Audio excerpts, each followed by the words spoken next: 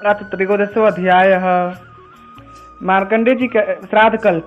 मार्कंडेय जी कहते हैं, विप्रवर, प्राचीन समय में यह प्रसंग ब्रह्मा जी के पुत्र सनंदन ने, जो सनक जी के छोटे भाई एवं परम बुद्धिमान है, वह मुझसे कहा था। अब ब्रह्मा जी द्वारा बतलाई यह बात सुनो। त्रिनाचिकेत, त्रिमुद, त्रिशूर्पण, चहो वेदांगों के जानने वाले यज्ञानुष्ठान में तत्पर भांजे, दौहित्र, ससुर, जमाता, मामा, तपस्वी ब्राह्मण, पंचाग्नि तपने वाले, शिष्य संबंधी तथा अपने माता एवं पिता के प्रेमी, इन ब्राह्मणों को श्राद्ध कर्म में नियुक्त करना चाहिए। मित्रघाती स्वभाव से ही विकृत नख वाला, काले दांत वाला, कन्यागामी, गाग लगाने वाला, सोमरस बेचने वाला, जन समाज में निंदित, चोर, चुगलखोर, ग्राम पुरोहित, वेतन लेकर पढ़ने तथा पढ़ाने वाला, पुनर्विवाहिता स्त्री का पति, माता पिता का परित्याग करने वाला, हीन वर्ण की संतान का पालन पोषण करने वाला, शूद्रा स्त्री का पति तथा मंदिर में पूजा करके जीविका चलाने वाला, ऐसे ब्राह्मण श्राद्ध के अवसर पर निमंत्रण देने योग्य नहीं है। ब्राह्मण को निमंत्रित करने की विधि। विचारशील पुरुष को चाहिए कि एक दिन पूर्व ही स्वयं श्रेष्ठ ब्राह्मणों को निमंत्रण दे दे। पर श्राद्ध के दिन कोई अनिमंत्रित तपस्वी ब्राह्मण घर पर पधारे तो उन्हें भी भोजन कराना चाहिए। श्राद्ध कर्ता घर पर आए हुए ब्राह्मणों का चरण धोए, फिर अपना हाथ धोकर उन्हें आचमन कराएं। तत्पश्चात उन्हें आसनों पर बैठाएं एवं भोजन कराएं। ब्राह्मणों की संख्या आदि। पितरों के निमित्त अयुग्म अर्थात 1, 3 इत्यादि तथा देवताओं के निमित्त युग्म अर्थात 2, 4 इस क्रम से ब्राह्मण भोजन की व्यवस्था करें, अथवा देवता एवं पितरों दोनों के निमित्त एक एक ब्राह्मण को भोजन कराने का विधान है। नाना का श्राद्ध विश्वदेव के साथ होना चाहिए। पितृपक्ष और माता महापक्ष दोनों के लिए एक ही विश्वदेव श्राद्ध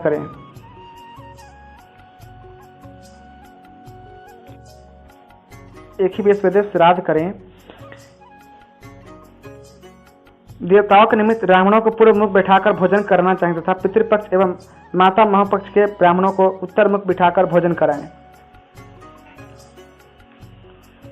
द्विजवर कुछ आचार्य कहते हैं पितृपक्ष और माता महा इन दोनों के श्राद्ध अलग अलग होने चाहिए। अन्य कुछ महर्षियों का कथन है दोनों का श्राद्ध एक साथ ही पाक में होना समुचित है। श्राद्ध का प्रकार। बुद्धिमान पुरुष श्राद्ध में आसन के लिए सर्वप्रथम कुशा दे, फिर देवताओं का आह्वान करें, तदंतर अर्घ्य आदि से विधि पूर्वक उनकी पूजा करें। ब्राह्मणों की आज्ञा से जल एवं यव से देवताओं को अर्घ्य देना चाहिए। फिर श्रद्धा विधि को जानने वाला श्राद्ध कर्ता विधि पूर्वक उत्तम चंदन, धूप और दीप उन विश्वदेव आदि देवताओं को अर्पण करें। पितरों के निमित्त इन सभी उपचारों का अपसभ्य भाव से निवेदन करें। फिर ब्राह्मण की अनुमति से 2 भाग किए हुए कुछ पितरों के लिए दें। विवेकी पुरुष को चाहिए कि मंत्र का उच्चारण करके पितरों का आवाहन करे। अपसभ्य होकर तिल और जल से अर्घ्य देना उचित है। श्राद्ध करते समय अतिथि के आ जाने पर कर्तव्य का विधान। मार्कंडेय जी कहते हैं, द्विजवर, श्राद्ध करते समय यदि कोई भोजन करने की इच्छा से भूखा पथिक अतिथि रूप में आ जाए तो ब्राह्मणों से आज्ञा लेकर उसे भी यथेच्छ भोजन कराना चाहिए। अनेक अज्ञात स्वरूप योगी गण मनुष्यों का उपकार करने के लिए नाना रूप धारण कर इस धराधाम पर विचरण करते रहते हैं। इसलिए विज्ञ पुरुष श्राद्ध के समय आए हुए अतिथि का सत्कार अवश्य करें। विप्रवर, यदि उस समय वह अतिथि सम्मानित नहीं हुआ तो श्राद्ध करने से प्राप्त होने वाले फल को नष्ट कर देता है। श्राद्ध के समय हवन करने की विधि।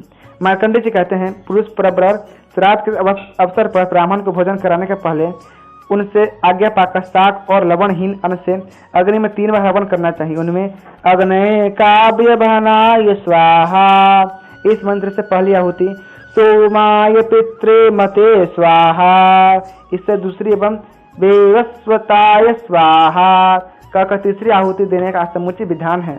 तत्पश्चात हवन करने से बचे हुए अन्न को थोड़ा थोड़ा सभी ब्राह्मणों के पात्रों में दें। श्राद्ध में भोजन कराने का नियम। भोजन के लिए उपस्थित अन्न अत्यंत मधुर भोजनकर्ता की इच्छा के अनुसार तथा अच्छी प्रकार सिद्ध हुआ हो। पात्रों में भोजन रखकर श्राद्ध करता अत्यंत सुंदर एवं मधुर वचन कहे, महानुभावों, अब आप लोग अपनी इच्छा के अनुसार भोजन करें। ब्राह्मणों को भी सदकचित और मौन होकर प्रसन्न मुख से सुखपूर्वक भोजन करना चाहिए। यजमान को क्रोध तथा उतावलेपन को छोड़कर भक्तिपूर्वक भोजन परोसते रहना चाहिए। अभिश्रवण। वैदिक श्राद्ध मंत्र का पाठ। श्राद्ध में ब्राह्मणों के भोजन करते समय रक्षोघ्न मंत्र का पाठ करके भूमि पर तिल बिखेर दे तथा अपने पितृ रूप में उन द्विश्रेष्ठों का ही चिंतन करें। साथ ही यह भी भावना करें इन ब्राह्मणों के शरीर में स्थित मेरे पिता पितामह और प्रपितामह आदि आज भोजन से तृप्त हो जाएं। भूमि पर पिंड देते समय प्रार्थना करें, मेरे पिता पितामह और प्रपितामह इस पिंड दान से तृप्ति लाभ करें। होम द्वारा सफल होकर मेरे पिता पितामह और प्रपितामह आज तृप्ति लाभ करें। सबके बाद फिर प्रार्थना करनी चाहिए, मेरे पिता पितामह और प्रतिपितामह ये महानुभाव मैंने भक्ति पूर्वक उनके लिए जो कुछ किया या कहा है उससे तृप्त होने की कृपा करें। मातामह प्रमातामह वृद्धा प्रपितामह और विश्वदेव तृप्त हो जाए एवं समस्त राक्षस नष्ट हो। यहाँ संपूर्ण हव्य कव्य के भोक्ता यज्ञेश्वर भगवान श्रीहरि विराजमान है, अतः उनकी सनिधि के कारण समस्त राक्षस और असुर गण यहाँ से तुरंत भाग जाएं। अन्न आदि के विकिरण का नियम। जब निमंत्रित ब्राह्मण भोजन तृप्त हो जाए तो भूमि पर थोड़ा सा अन्न डाल देना चाहिए। आचमन के लिए उन्हें एक एक बार शुद्ध जल देना आवश्यक है। तदंतर भली भांति तृप्त हुए ब्राह्मणों से आज्ञा लेकर भूमि पर सभी उपस्थित अन्नों से पिंडदान करने का विधान है। पिंडदान का नियम। श्राद्ध काल में भली भांति सावधान होकर तिल के साथ उन्हें पिंड अर्पण करें। पितृ तीर्थ से तिलयुक्त जलांजलि दे तथा माता महा आदि के लिए भी पितृतीर्थ से ही पिंडदान करना चाहिए। फिर ब्राह्मणों के उच्छिष्ट के लिए निकट ही दक्षिण दिशा में अग्रभाग करके बिछा हुए कुशाओं पर पहले अपने पिता के लिए पुष्प और धूप आदि से पूजित पिंडदान करें। फिर पितामह और प्रपितामह के लिए एक एक पिंड अर्पण करना चाहिए।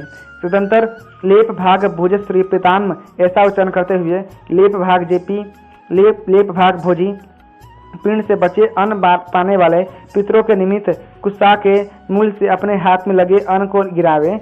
विवेकी पुरुष को चाहिए कि इसी प्रकार गंध और माला युक्त पिंडों से माता महा आदि का पूजन करके फिर द्विजश्रेष्ठ को आचमन करावे। द्विज व पितरों का चिंतन करते हुए भक्ति के साथ पहले पिता प्रभृति को पिंड देना आवश्यक है। फिर स्वस्ति वाचन करने वाले ब्राह्मणों को अपनी शक्ति के अनुसार दक्षिणा देने के पश्चात विश्वदेव के निमित्त प्रार्थना के मंत्रों का पाठ होना चाहिए। जो विश्वदेव यहाँ पधारे हैं वे प्रसन्न हो जाए एवं प्रसाद करता प्रार्थना करें। वहाँ उपस्थित ब्राह्मण उसका अनुमोदन कर दें, फिर आशीर्वाद लिए प्रार्थना करना समुचित है। यह महामते पहले पितृपक्ष के ब्राह्मणों का विसर्जन करें, तत्पश्चात देव पक्ष के ब्राह्मण विदा किए जाएं। विश्वदेवगण के सहित माता महा आदि में भी ब्राह्मण भोजन दान और विसर्जन आदि को यही विधि बतलाई गई है। पितृ और माता महा दोनों ही पक्षों के श्राद्धों में पाद सोच आदि सभी कर्म पहले देव पक्ष के ब्राह्मणों का करें, परंतु विदा पहले पितृपक्षीय अथवा मातृपक्षीय ब्राह्मणों को ही करें। माता महा आदि 3 पितरों के श्राद्ध में ज्ञानी ब्राह्मण प्रथम स्थान पाने का अधिकारी है। ब्राह्मणों को प्रति वचन और सम्मान पूर्वक विदा करें। उनके जाने के समय द्वार तक पीछे पीछे जाएं।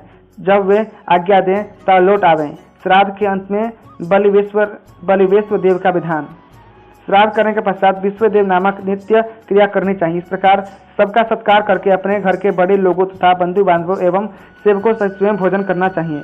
विवेकी पुरुष का कर्तव्य है कि इसी प्रकार पिता पितामह प्रपितामह तथा मातामह परमातामह एवं वृद्ध पिता एवं वृद्ध प्रता मातामह का श्राद्ध संपन्न करें। श्राद्ध द्वारा अत्यंत तृप्त होकर ये पितर संपूर्ण मनोरथ पूर्ण कर देते हैं। काला तिल, कुतप मुहूर्त और दोहित्र ये तीन श्राद्ध में परम पवित्र माने जाते हैं। चांदी का दान तथा उसका दर्शन भी श्रेष्ठ श्राद्धकर्ता के लिए क्रोध करना, उतावलापना तथा उस दिन कहीं जाना मना है। ये तीनों बातें श्राद्ध में भोजन करने वाले के लिए भी वर्ज्य है। द्विजवर विधि पूर्वक श्राद्ध करने वाले पुरुषों से विश्वदेवगण, पितृगण, मातामह एवं कुटुंबी जन सभी संतुष्ट रहते हैं। द्विजवर पितृगणों का आधार चंद्रमा है और चंद्रमा का आधार योग है, अतः श्राद्ध योगी जन को नियुक्त करना अति उत्तम है। विप्रवर श्राद्ध भोजी 1,000 ब्राह्मणों के सम्मुख यदि एक भी योगी उपस्थित हो जाए तो वह यजमान के सहित उन सबका उद्धार कर देता है। सामान्य रूप से सभी पुराणों में इस पितृक्रिया का वर्णन किया गया है। इस क्रम से कर्मकांड होना चाहिए। यह जानकर भी मनुष्य संसार के बंधन से छूट जाता है। गौरमुख श्रेष्ठ व्रत वाले बहुत से ऋषि श्राद्ध का आश्रय लेकर मुक्त हो चुके हैं, अतएव तुम भी इसके अनुष्ठान में यथाशीघ्र तत्पर हो जाओ। द्विजवर, तुमने भक्ति पूर्वक इस प्रसंग को पूछा है, अतः तुम्हारे सामने मैं इसका वर्णन कर चुका। जो यज्ञ करके भगवान श्रीहरि का ध्यान करता है, उससे बढ़कर कोई कार्य नहीं है और उस यज्ञ से बढ़कर दूसरा कोई पितृतंत्र भी नहीं है, इसमें कोई संदेह नहीं है। अतः त्रयोदशो अध्याय संपूर्णम।